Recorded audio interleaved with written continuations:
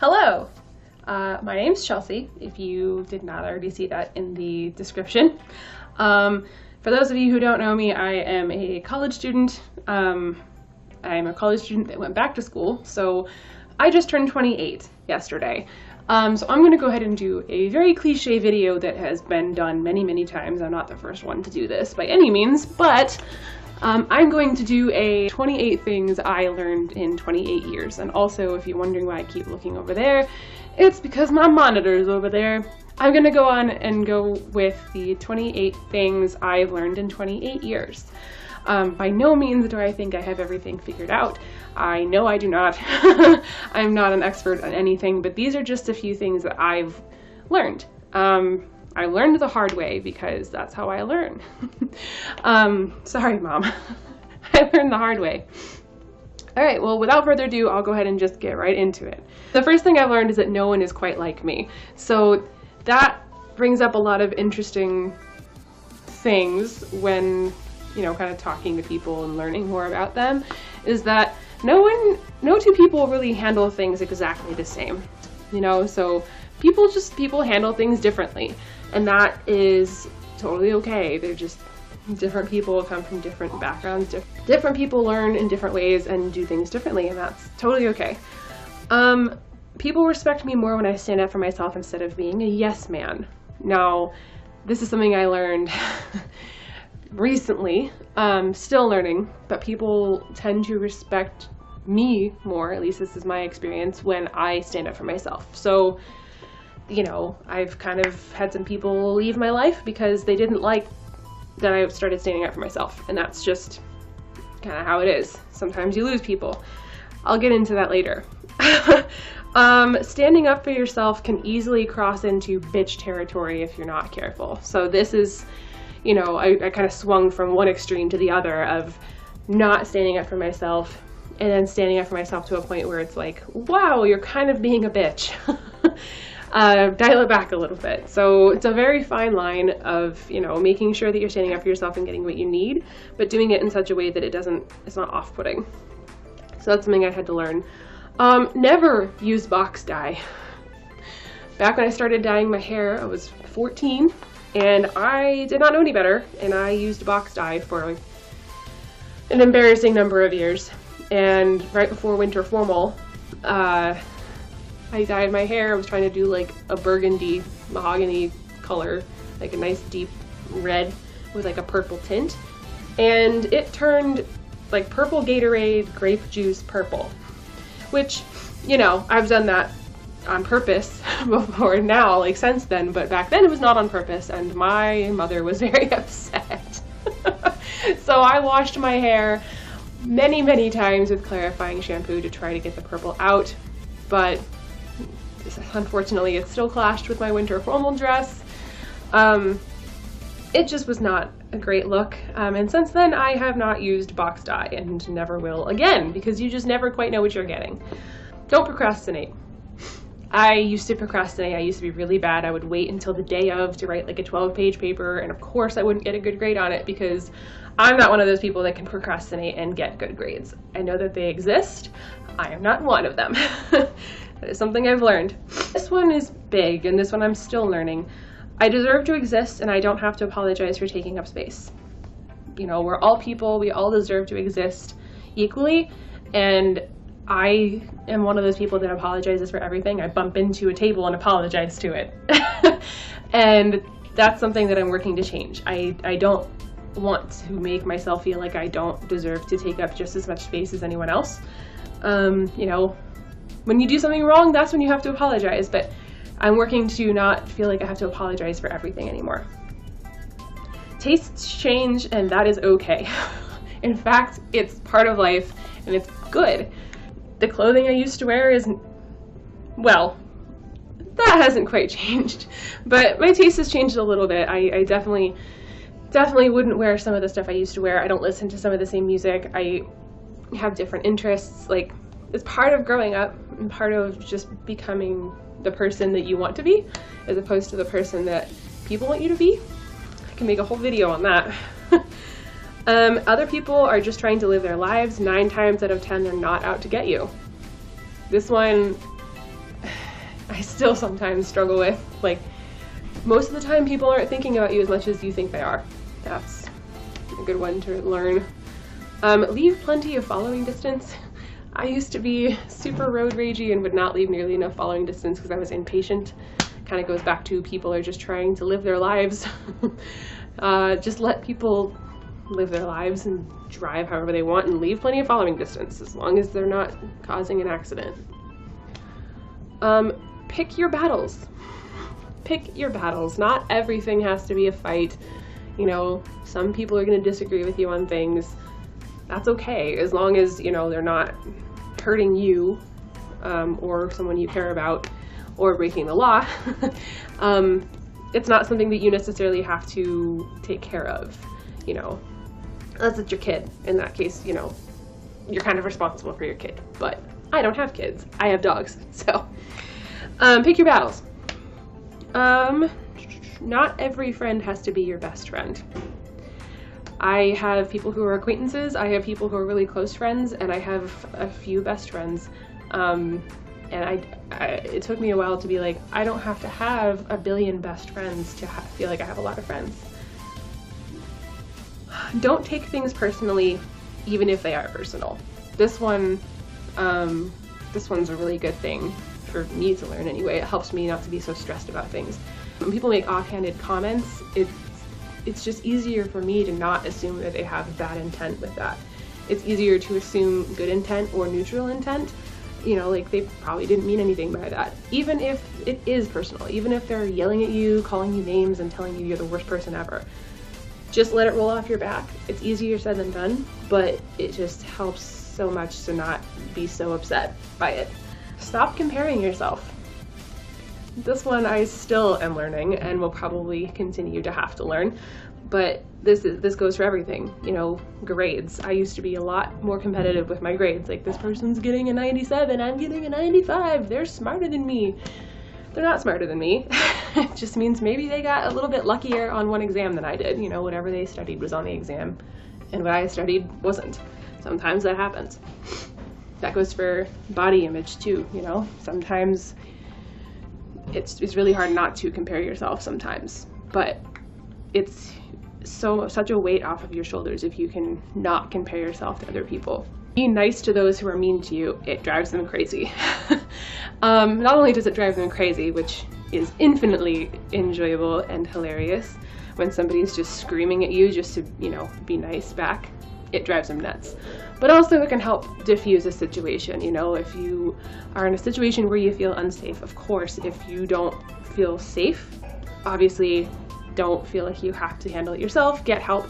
But if it's just someone's kind of being a dick to you and you're just like, I don't know how to handle this, like, just be nice back. And most of the time they'll get really frustrated and just leave you alone, at least in my experience. Check the mail often. I can't even count the number of times I have put off checking the mail, and then they can't jam anything else into your mailbox. It's too full, so they have to take it all and take it to the post office, and you get a little slip in the mailbox. It's like, you have to take all your stuff to the post office because you can't check your mail, you non-functional human. Check your mail. And you have to go to the post office, pick up your mail, and sometimes it gets lost because just check the mail like once a week. That's what I've learned. Write it down. No, you will not remember. This one is a personal one for me because I think that I can remember things if I don't write them down. Like, oh yeah, we'll do that. I can't even tell you how many appointments, classes, assignments, doctor's appointments that I have forgotten about or missed altogether because I didn't write it down.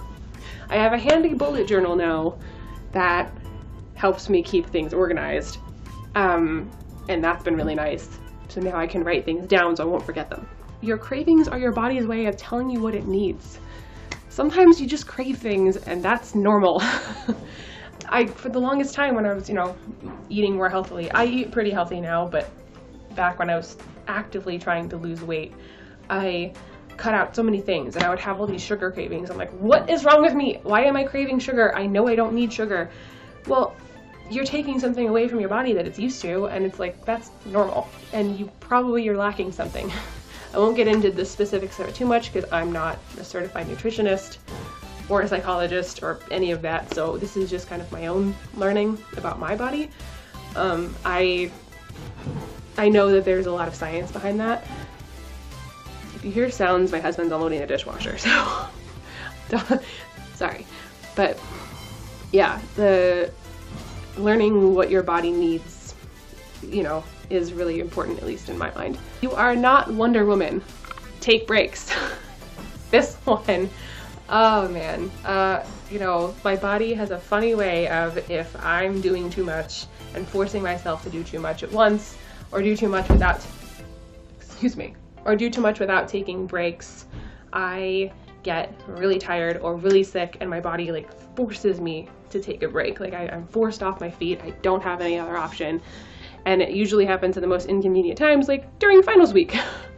So, you know, when the stress is really high and you can't afford to take a break, but you have to because you physically cannot get out of bed. Take breaks. Yeah, it's important. A good pair of jeans that fit perfectly make you feel like a badass. Yes, it does. Friends that are bitchy or make backhanded comments about appearance under the guise of caring are not friends and don't need to be in your life. I don't need to say anything else about that. A good color depositing shampoo is key. So when I first started dyeing my hair, I would get so confused as to why the color was washing out so quickly. And one, it was because I was using just random ass shit shampoo from the dollar store, which, you know, has sulfates and phosphates and a whole bunch of other stuff in it that are really bad for your hair, one, and not good at holding color, two. So I finally learned, like, last year that, oh, if I do a color depositing shampoo, it'll keep the color lasting longer so I don't have to dye my hair so often. Duh. Exfoliating is important to keeping healthy skin. Again, this was in the last year or so that I've learned this. I've tried a bunch of different stuff, but you know, like a cheap loofah or even some like turbinado or raw sugar is awesome for exfoliating your skin. Like, you don't need to do that apricot scrub. Don't do the apricot scrub. That's another thing along this line. Don't use that stuff because it has little particles of like seed pod in it and it scratches your face. It's not good for your skin. So the apricot scrub is not what I'm talking about. I'm talking about like a cheap loofah or like raw sugar, and that is more gentle on your skin, but it does exfoliate and it takes off all that dead stuff that makes your skin feel really rough. I need to exfoliate. So my dermatologist was like, good exfoliant, good moisturizer, you're good to go. Like, you know, just kind of rinse your face off in the shower. It's made a world of difference for me. Your hobbies and passions are important and part of what make you you. I, for the longest time, would be like, I would feel embarrassed about being passionate or excited about something, or, you know, like I thought my hobbies were stupid. But, you know, even if it's stupid to someone else, it's not stupid to you. If it brings you joy, you know, that's something to be said, because life's too short to be miserable and not enjoy doing what you're doing. So if you enjoy something, don't let anyone take that from you. You know, that's kind of what I learned. Exercise is a necessity, not just for physical well-being, but mental too. This one, again, since going back to school, I'd never really put it together before that after I worked out, I felt good. Just like, I felt so much happier. Like, yeah, of course, you're breathing hard and everything, and your body kind of hurts, but you feel better mentally because when you work out, it releases endorphins in your brain. And again, there's a lot of science behind this, and I'm not certified to give advice on this, but just from my own research, I learned a lot about the endorphins that your brain releases and the neurotransmitters and all of that. There's a whole bunch of science, but it's good for your mental well-being. Even just, you know, to kind of take that break and take a little bit of time out of your hectic day to go exercise and get your body moving. Like, it's just good. It's really good for you as long as you don't push yourself too hard. Another one that I learned. As long as you're not pushing yourself too hard, it's overall just a really good thing for your mind and your body and your spirit. It's just good for you. Controlling does not equal caring. Now this one, I've had people that I've had in my life that tried to control my actions, And I thought that, oh, they just really care about me. You know, they just really want me to be safe and blah, blah, blah. You know, they don't want me talking to that person because they think they're bad for me, or they don't want me to do this thing because they think it's gonna hurt me. But at the end of the day, like, that was my choice to make. And I talk more about that in a minute. People are going to do what they're going to do regardless of how you feel about it, and that's their choice. Putting emotional investment into other people's choices is wasted time and energy. Now, I know this is unpopular opinion, okay? I know that. I get it if you disagree with me, but this is what I've learned. I have had people in my life that I put way too much emotional investment into because I was like, I'm so concerned that they're messing up their life. But at the end of the day, again, it's their choice to make. And they're going to do what they're going to do regardless of what you feel about it. And, you know, that kind of goes both ways. Like, you know, you can voice opinions and voice concern in a loving way. Don't be like, you suck, bleh. That's not a good way to do anything. But voicing opinions and concern in a constructive way doesn't mean that that person is going to listen necessarily, and that is okay. You know, like, it's their life to make. You don't have to wake up and deal with the consequences of their actions. They do, and vice versa.